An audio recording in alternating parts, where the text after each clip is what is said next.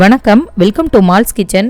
இன்றைக்கி நம்ம வீடியோவில் தீபாவளிக்காக ஸ்பெஷலாக குறைவான நெய்யை யூஸ் பண்ணி ரொம்ப சாஃப்டாக வாயில் போட்டதுமே கரையக்கூடிய மில்க் மைசூர் பாக் எப்படி பண்ணுறதுன்னு பார்க்கலாம் வாங்க. இதே மாதிரி different types of sweets and snacks ரெசிபீஸை கீழே இருக்க டிஸ்கிரிப்ஷன் பாக்ஸில் கொடுத்துருக்கேன். உங்களுக்கு தேவைப்பட்டுச்சுன்னா நீங்கள் பார்த்துக்கோங்க.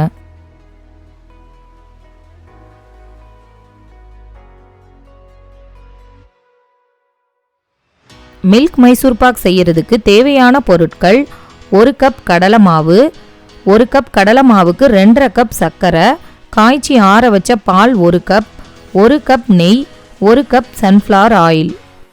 ஃபஸ்ட்டு நம்ம கடலை மாவை வறுத்து எடுத்துக்கலாம். கடாய் ஒன்று அடுப்பில் வச்சு நல்லா ஹீட் ஆனோன்னு 1 கப் கடலை மாவு. கடலை மாவோட பச்சை வாசனை போகிற அளவுக்கு 1 நிமிஷம் மிதமான தீயில வறுத்துக்கணும். இதை அப்படியே நல்லா ஆற விட்டுறலாம். அடுத்து இந்த கடலை மாவை நம்ம கட்டி எதுவும் இல்லாமல் நல்லா சலிச்சு எடுத்துக்கணும். இந்த கடலை மாவோட நம்ம காய்ச்சி ஆற வச்சு வச்சிருக்க 1 கப் பாலை சேர்த்து கட்டி எதுவும் இல்லாமல் நல்லா மிக்ஸ் பண்ணி விட்டுறணும். ஸ்வீட் செய்யறதுக்கு முன்னாடியே நம்ம ஊற்ற போகிற ட்ரேயில் இந்த மாதிரி நல்லா நெய்யை அப்ளை பண்ணி வச்சுக்கணும். அப்போ தான் ஸ்வீட்டோட பதம் நமக்கு மாறாமல் இருக்கும். இப்போ நம்ம மைசூர் பாக் செய்ய ஆரம்பிக்கலாம். அதுக்கு அடி கனமான கடாய் ஒன்று அடுப்பில் வச்சு நல்லா ஹீட் ஆனோன்னு 2.5 கப் சர்க்கரை, அதுக்கு 1/2 கப் தண்ணி சேர்த்து நம்ம ஒரு கம்பி பதம் வர்ற அளவுக்கு பாகு காய்ச்சி எடுத்துக்கணும். எந்த ஒரு ஸ்வீட் பண்ணுறதா இருந்தாலும் அடுப்பை நம்ம மிதமான தீயில வச்சு தான் பண்ணணும். இப்போ பாருங்க, சர்க்கரை நல்லா பொங்கி வந்துருச்சு. இந்த ஸ்டேஜில் நம்ம ஒரு டிராப் எடுத்து நம்ம விரலால் இப்படி தொட்டு பார்த்தோன்னா பாருங்க, நல்ல ஒரு கம்பி பதம் வருது. இதுதான் கரெக்டான பதம்.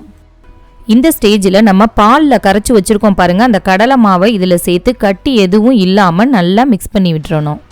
நார்மலாக பண்ணுற மைசூர் பாக்கை விட இந்த மாதிரி மில்க் சேர்த்து பண்ணணுன்னா டேஸ்ட் ரொம்ப சூப்பராக இருக்கும். இதே மாதிரி கைவிடாமல் ஒரு 5 நிமிஷம் கிண்டிக்கிட்டே இருந்தோன்னா நல்லா திக்காக ஆரம்பிச்சிரும். இப்போ பாருங்க, கடலை மாவு நல்லா வெந்து திக்காக ஆரம்பிச்சிருச்சு. இந்த ஸ்டேஜில் 1 கப் எண்ணெயில் பாதி மட்டும் சேர்த்து 1 நிமிஷம் நல்லா கைவிடாமல் மிக்ஸ் பண்ணிக்கிட்டே இருக்கணும். ஸ்வீட் செய்கிறதுக்கு ஃப்ளேவர் இல்லாத எண்ணெயாக எடுத்துக்கோங்க. நல்லெண்ணெய், கடலெண்ணெய், தேங்காய் எண்ணெய் இதெல்லாம் யூஸ் பண்ணக்கூடாது. எண்ணெய்க்கு பதிலாக நீங்கள் டால்டா கூட யூஸ் பண்ணிக்கலாம். இப்போ பாருங்கள், நம்ம ஊற்றின எண்ணெயை எல்லாத்தையுமே இந்த கடலை மாவு நல்லா அப்சர்வ் பண்ணிருச்சு. இந்த ஸ்டேஜில் மீதி இருக்கிற அந்த எண்ணெயை ஊற்றி இதே மாதிரி 1 நிமிஷம் நல்லா மிக்ஸ் பண்ணி விடணும். ஸ்வீட் செய்கிறதுக்கு மெஷர்மெண்ட்டும் பதமும் ரொம்ப முக்கியம். அதை நம்ம கரெக்டாக ஃபாலோ பண்ணோன்னா பர்ஃபெக்டாக ஸ்வீட் நமக்கு ரெடி ஆயிரும். இதே மாதிரி நம்ம நெய்யவும் பாதி பாதியாக சேர்த்து நல்லா கைவிடாமல் மிக்ஸ் பண்ணிக்கிட்டே இருக்கணும். இன்றைக்கி நம்ம குறைவான நெய்யை யூஸ் பண்ணி ரொம்ப சாஃப்டான மைசூர் பாக் செய்கிறதுக்காக 1 கப் கடலை மாவுக்கு 1 கப் எண்ணெய், 1 கப் நெய் ஆட் பண்ணியிருக்கோம்.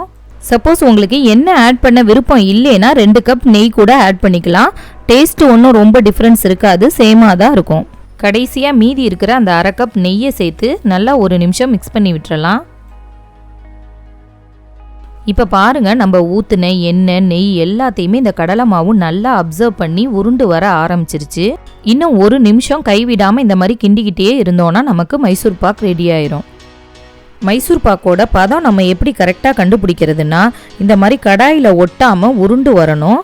அப்புறம் கடலை மாவு பார்த்திங்கன்னா நல்லா நுரைச்சிக்கிட்டு பொங்கி வருது பாருங்கள், இதுதான் கரெக்டான பதம். இந்த ஸ்டேஜில் நம்ம ஸ்டவ்வை ஆஃப் பண்ணிவிட்டு ஏற்கனவே நம்ம நெய் தடவி வச்சுருக்க இந்த ட்ரேயில் இதை ஊற்றிடலாம். இந்த ஸ்வீட் மேலே கொஞ்சமாக நெய்யை தடவிட்டு கிராக் எதுவும் இல்லாமல் நல்லா சமப்படுத்தி விட்டுறலாம். இந்த ஸ்வீட் நல்லா செட் ஆகிறதுக்காக ஒரு 1/2 மணி நேரம் அப்படியே ஆற விட்டுறணும். இப்போ பாருங்கள், இந்த ஸ்வீட் நல்லா ஆறிடுச்சு. இதை அப்படியே ஒரு பிளேட்டுக்கு மாற்றிடலாம். மேலே இந்த மாதிரி லைட்டாக தட்டுனோன்னா நமக்கு ஈஸியாக வந்துடும். பாருங்க, ரொம்ப சூப்பராக பர்ஃபெக்டான ஷேப்பில் நமக்கு மைசூர் பாக் கிடச்சிருக்கு.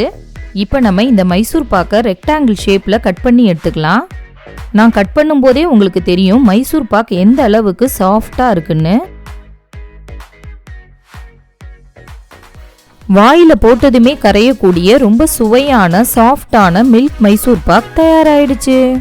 நீங்களும் கண்டிப்பாக இந்த தீபாவளிக்கு இந்த மில்க் மைசூர் பாக்கை ட்ரை பண்ணி பாருங்கள். இந்த வீடியோ பிடிச்சிருந்தா லைக் பண்ணுங்கள், மறக்காமல் ஷேர் பண்ணுங்கள். நன்றி.